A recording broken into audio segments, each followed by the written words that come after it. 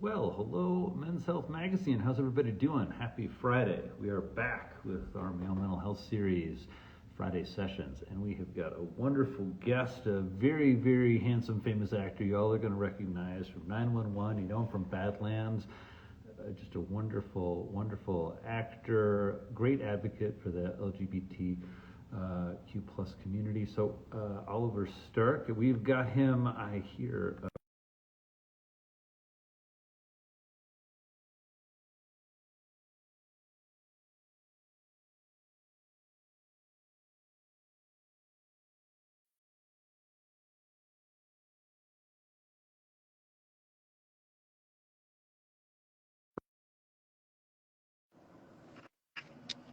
Hello. Am I in? I think I'm in. Hello. Can you hear me? Am I in? I think I'm in. It doesn't look like we can hear me. Can you hear me? No, you can't hear me? It doesn't look like we can hear me. No, you can't hear me? How's that even possible? Hello, hello, hello. Nothing? Now I'm hearing you. I'm hearing something here.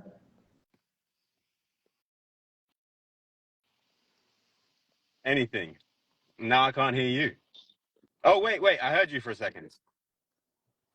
All right. There you are. Technology, eh? Hell of a thing. There we go. Now I'm hearing you. Now you're back. Can you hear me? Hi there. Now you've lost me again. No. Okay, you've got me. All right, we're good. We're good. Now I've got you again. We're back. We're totally live. There we go. There I we go. am Well, Oliver, welcome so at much the to end of Friday a Sessions. very I long think we're road catching trip. you roadside here. Where are you, sir? I've been driving across the country for a few weeks. So over the last 2 days, I've been driving back west from Nashville, Tennessee, and I just got back to, well, I'm almost back home, just north of Los Angeles. So yeah, it's been a long few days driving.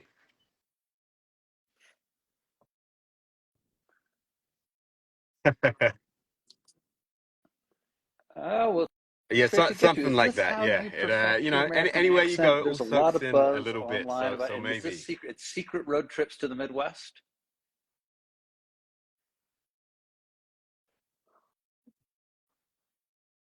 Mm. Well, it's just an absolute treat to have you on the show. So we're here to talk a little bit about mental health, and we've got you at the end of a road trip, which is always a good time to peer into the psyche of a Yeah. man. And I'm wondering, can you share a little bit about your It's perspective funny actually on male when mental health these days? you guys first reached out to me about doing this. By the way, if you can hear, so that I have a dog in the back seat and one over here. So if you hear some barking or anything at any point, you know why.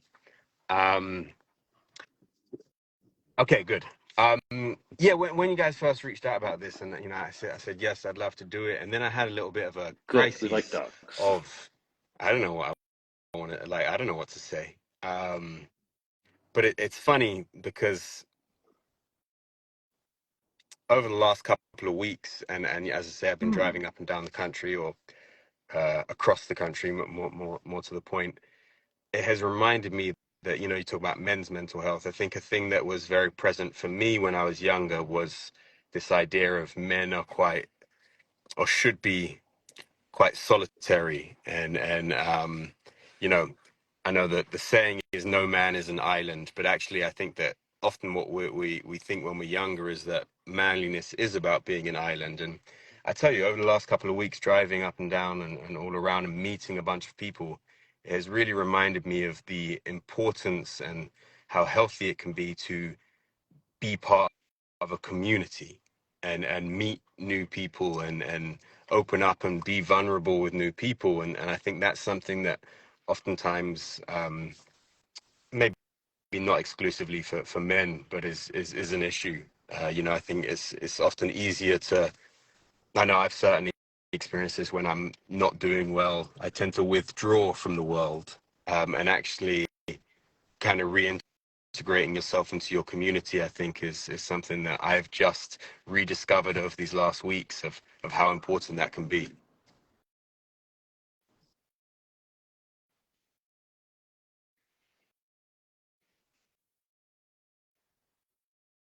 It can be a very isolating experience. I like what you said. You know, that's kind of to be a man is to be an island, to not have needs. And Right. I like that we're catching you in your truck cab, where one, we see that's not true in the history of men, that we always have dogs with us, right? That we don't like being. Can you tell a little bit about how you form that community that supports you? Because I think a lot of men struggle with that. We don't. We Yeah. got some friends, we got I acquaintances, we got mean, in all honesty, colleagues, it's but something that we don't I've struggled sometimes with a do lot as such a well. great job Um, at going I deep. think particularly in my 20s, I knew a lot of people, but I didn't have a lot of friends and kind of, as you say, acquaintances or colleagues. But I think I'm trying now as I, move towards my mid 30s to kind of nurture these friendships more. And I think taking the initiative is certainly one way. And being the first one to reach out and I think being okay with vulnerability and being able to ask people, are they okay?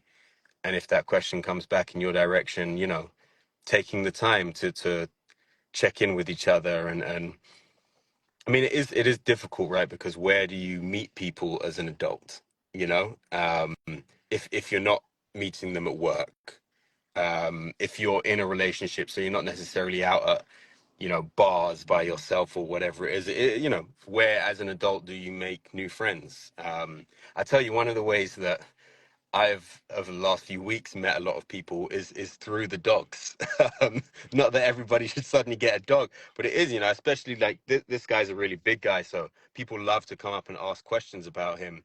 And I met really great people, and then I think there's that putting yourself out there where uh, like I met these people in Nashville, and I was like, "Do you guys want to go for dinner?" Which I would never have done before. And they could have said no, and you don't even live here. Like, why would we spend the time? Um, but it was lovely, Oh, and it was just such a nice experience that I wouldn't have had if I didn't put myself out there a little bit and risk some embarrassment or awkwardness or whatever. But it's like in the grand scheme of things, this is a thing I try and live by a lot, but in the grand scheme of things, who cares? There are so many minor things that we put such weight onto, and it's like they're just passing moments, and that's okay.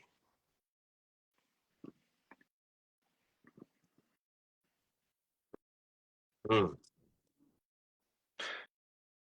yeah, and I love that you trust your intuition more than you trust your fear in that moment, which I think is something that's very Yeah. hard for men. Just even this idea of intuition, right? It feels like very woo-woo, but just you kind of had a notion that you had a great connection going with these folks, and like why not keep the conversation going? And you were right. Everybody was feeling it. I think it's such a great Mm. example for us. And yeah, the dogs are and animals. I mean, I just actually yesterday recommended to a patient, but like, hey, you like dogs? You want a dog? Like, you need to get out of the apartment. You need to connect with people. You need some, just that, wonderful companionship and attention we get from our animal companions. So it's really that is part of mental health.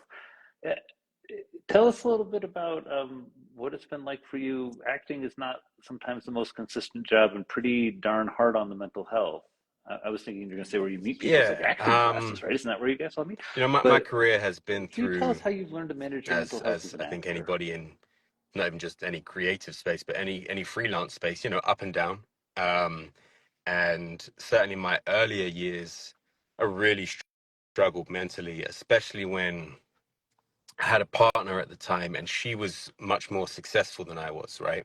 And actually, she wasn't even that successful, but she was having more opportunities possibly come her way. For example, she would have way more auditions than me, right? And I as a young man in my kind of late teens, early 20s, I really struggled with that because not because I wasn't happy for her, but because it like shined a light on my lack of success.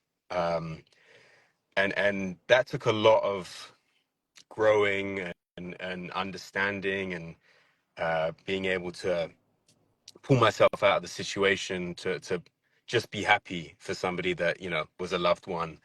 I would say these days, I've been very lucky to work consistently on the show 911 for the past coming into 8 seasons now. So I think one of the biggest challenges of that has been, ironically, in this kind of space, right? And social media and the access that is presented to an audience, to myself through social media. That's kind of been the biggest thing that I've had to learn to juggle and how to kind of make sense of, because thankfully it's a show that has become very successful, but that also means big platform, lot of eyes, which in itself comes with a pressure, and you read sometimes not nice things about yourself, and how do you deal with that?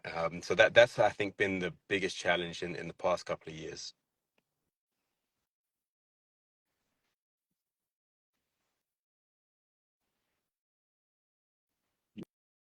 Yeah, I mean, you must work so hard and hope for success at the level that you've had, and then to also see that comes with some challenges itself. You also, your character on 911 is special in the sense of being, in some ways, I think there's a new generation of media where the media is out, open. You play a bisexual character. I know that community has really, gotten more of a voice certainly over the last decade after in some ways being quite discriminated against. Yeah. So can you tell us a little bit about that? What it's like I mean, it's a representing relatively new a thing for character the and in some ways character, a piece so of a so movement that's really it was important really right now. exciting for me to, you know, get to take on this mantle of being part of representation, for the kind of queer community, and it's been an honor, really, and the reaction to it has truly blown me away. You know, it feels almost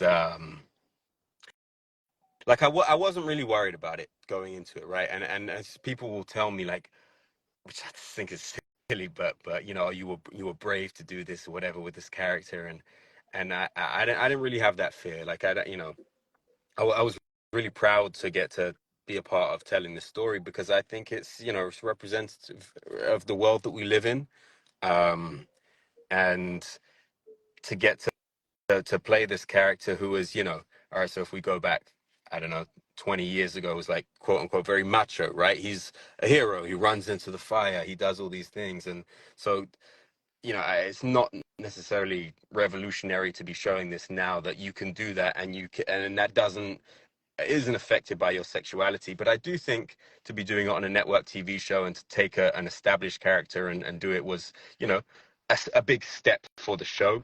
But yeah, no, the reaction has been overwhelmingly positive, and I've loved getting thus far to tell the story, and we have another season ahead, so to continue telling that story and hopefully be able to provide some really positive, not just diversity, but representation for that community.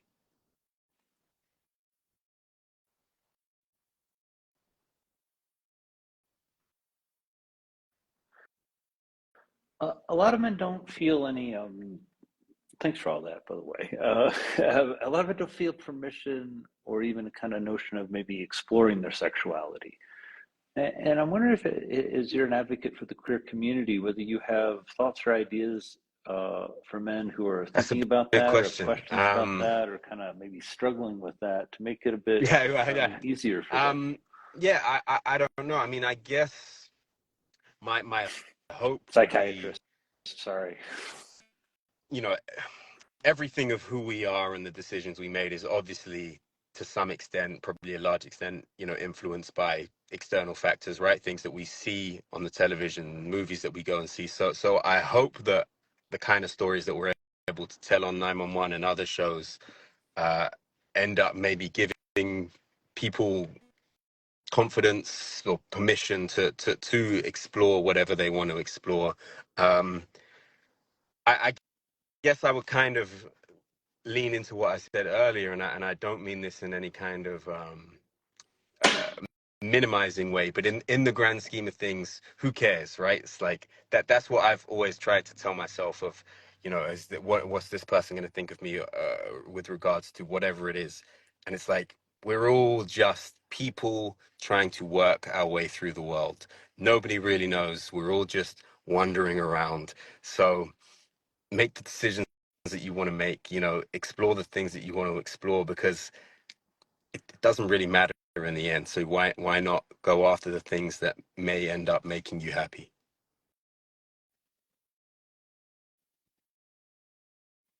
Mm.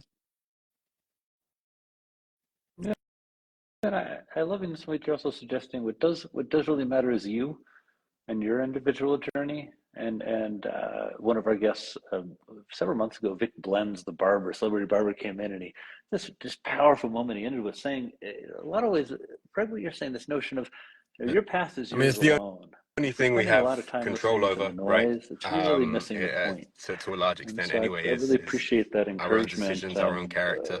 So beyond that is perhaps a waste of energy.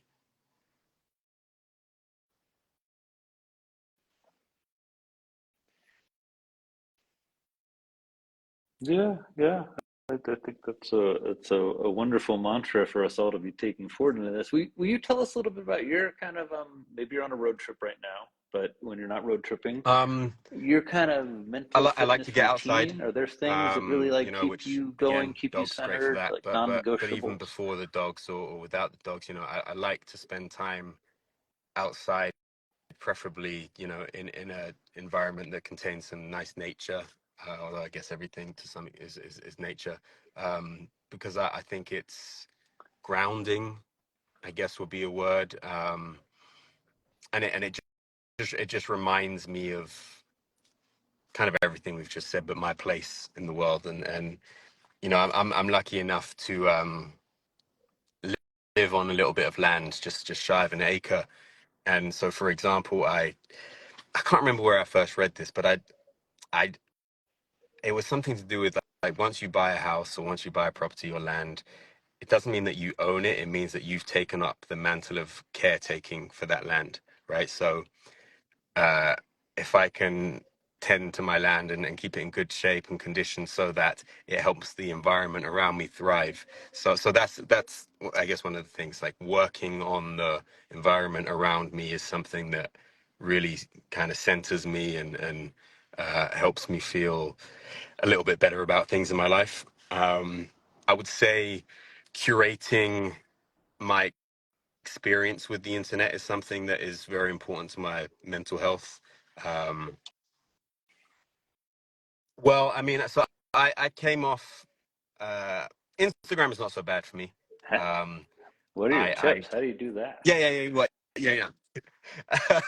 um, I came off Okay. X Thanks some for years that. Me ago. either. Yeah. Certainly as Oliver Stark. But then I had like another account which I would mostly look at, like sports stuff and everything. But the way that I'm talking about curating my life, obviously these social media apps curate and through their algorithms what they want you to see. So it's like unavoidable to see stuff about, you click on something about yourself once, um, and then it's like every time I check it, I would read something that didn't make me feel good about myself. So part of my experience now is that I just don't look, which I know is maybe an extreme thing, and obviously the any civilian, any layperson isn't going to see something nasty about themselves every day. So I'm not saying nobody should be on social media, obviously, but I do think, muting accounts that don't make you feel good about yourself, or that show you things that are upsetting to you. I'm not that we should always avoid the upsetting things, but upsetting for the wrong reasons. So yeah, I think being deliberate in the content that we consume. Uh, so for me that meant completely pulling away from it, but I don't think that would be everybody's step. But yeah, Mm. I think making intentional choices about what it is that we are privy to.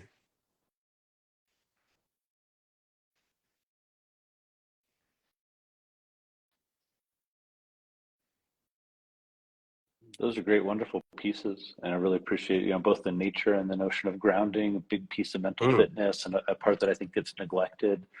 And I love the way that you framed it, though. It's not just about I'm out here in Wyoming in the big nature. It's not just about the big woods and the anytime we're driving through, come on by, and the mountains and all that.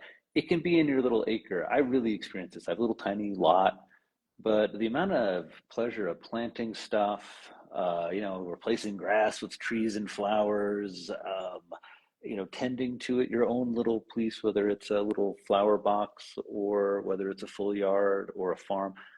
It's just such a great point for all of us, Oliver, that there's yeah, and something we in are the nature nature. for all of us, even in the Like as you said, we as are. you're saying, I nature's think that's everywhere.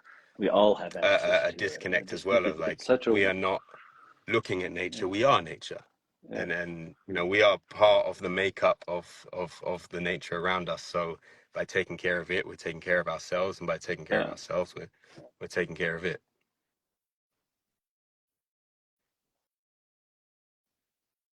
Mm. Yeah, I love that, and also that we often so often are searching for a sense of belonging. I really like that you invoke that, like in nature, we should sense that or look for that or have an appreciation that like we do belong right there. We are that.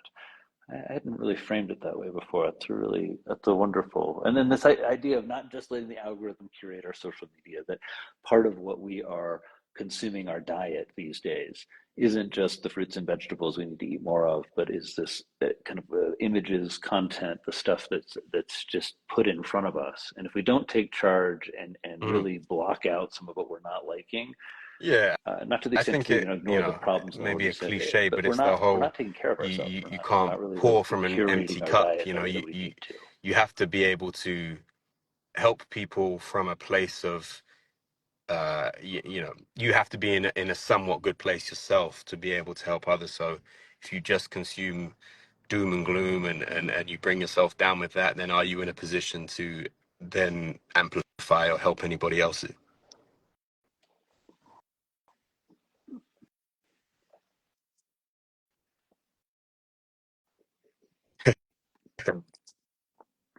Oliver, I hope after this you're not going to be nervous about any mental health conversations because you're a treat to talk with about it and you clearly think about it and it's part of your life. In all seriousness, it's really enjoyable for me as a Okay. old psychiatrist to speak with you and the hopefulness that you provide. I was just interviewed Ruth Whitman, who wrote this book Boy Mom, which is just it's a great male mental health book, but she was talking about solutions. And the reason I bring up Ruth is a solution that really struck me is the one that you demonstrate that we need more stories about men Mm. doing more things that are male, Hmm.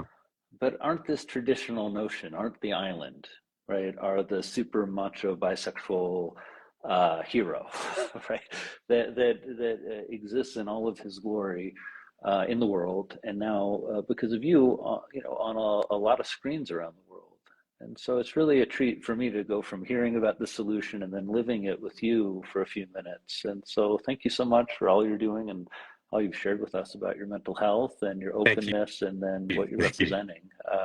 It's really it's a treat to be with you. Can you share kind of is your first of all safe driving the rest of your road trip? Puppies, you dogs take care of him. Can you share with us kind of final thought headed into the weekend? Something maybe we can all use as a So bit of a as mantra I head direction home, for our one mental thing fitness I'm as we're really thinking about. You've given us some great ones, but you got another planning one for us? to find something, I guess, exciting in your life, right? So for a new interest of mine is art history.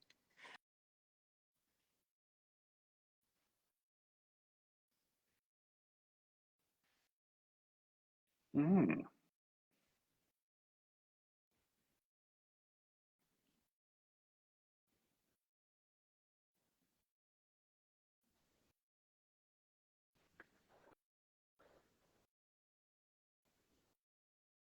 Well, everybody, it looks like that was our time with Oliver Stark. What an absolute treat to be with Oliver, a buck from the show 911. We got him briefly on his road trip back home. I'm going to save this live so you can share it. What an absolute treat. Everybody, thank you so much for joining us. Sean, wow, thank you, my friend at Men's Health, for getting such a wonderful guest. Everybody, please take this, share it liberally with your friends, use it to power your mental fitness and mental health this weekend. Greg Scott Brown, our colleague, great psychiatrist,